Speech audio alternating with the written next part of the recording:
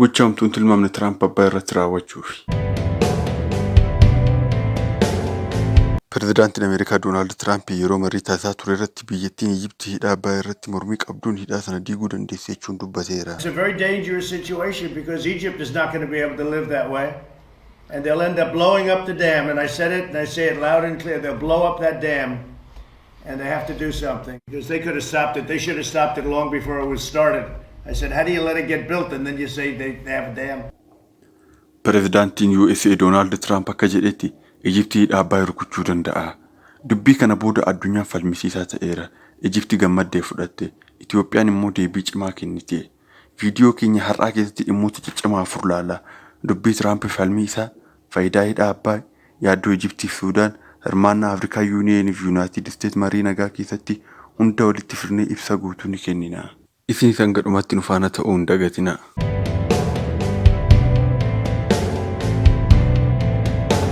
Tiraamp dubbii isaa falmisiisaa kana dubbate Ijiptii waliin dhaabbileen gaabsadam. Kun Ijiptii deeggarsa fakkaataa garuu addunyaa guutuu irratti falmisiisaa ta'e. Itoophiyaanis deebii kennite. Hidhaan kun uummata Itoophiyaa waan ijaarameef waliin barbaachisu jette. Bara 2025 immoo Tiraamp akka ibsetti USA marii nagaa deeggara jedhe. Garuu yeroo hedduu USA'n hidhaan kun baasiin ijaarame jedhee dubbata. Itoophiyaanis kun dhugaa irraa akka fagaatee irra deddeebitee ibsaa jirti. Erga Itoophiyaan deebii laattee booda USA'nis marii nagaa deeggara jedhe. Garuu yeroo hedduu USA'n hidhaa kana baasiin ijaare jedhee dubbata. Haa ta'u iyyuu malee Itoophiyaan kun dhugaa irraa akka fagaatee deebisaa jirti. Hidhaan abbaa waggoota 13 booda guutumaan guutuutti xumuramee jira. Yeroo hojii jalqabee elektiriika 6,000 meegawaaytii oomishuu akka danda'u beeksisan. Kana jechuun immoo biyyoota Itoophiyaa guutuu walgahii biyyoota ollaa hedduufis akka hojii jalqabu beeksisanii jiru. Abiy Ahimedis hidhaan kun misooma Itoophiyaa qofaaf miti naannoo guutuu fayyaduuf ijaaramte jedhani.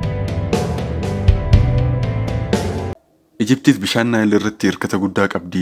Yaaddoo isaaniis ibsanii jiru. Bishaan hir'isuun qonnaan bultoota Ijiptii miliyoona 290 miidhuu mala jedhanii. Alsiisiinis waliigaltee seeraa malee hidhaan ijaaramuu akka hin barbaanne ibsanii jiru. Suudaanis gama tokkoon rakkoo siyaasaa fi waraana keessa jirti. Bishaan gad lakkisuu yoo sirnaan to'atamuu baate lola fida jedhan. Garuu elektiriika irraa faayidaa guddaa argachuu fedhii qabdi. Afrikaa Yuuniyeen yookaan gamtaan Afrikaa Itoophiyaa Ijiptii fi Suudaan walitti fiduudhaan marii gaggeessaa ture.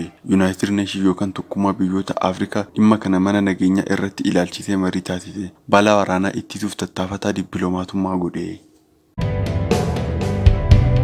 Dubbii Tiraamp irraa jalqabee hidhaan abbaa addunyaa irratti falmisiisaa ta'ee jira. Afrikaa Yuuniyeen fi Yuunaayitid Neeshin marii nagaa deeggaraa jiru. Garuu waliigalteen hanga har'aatti illee hin xumuramne.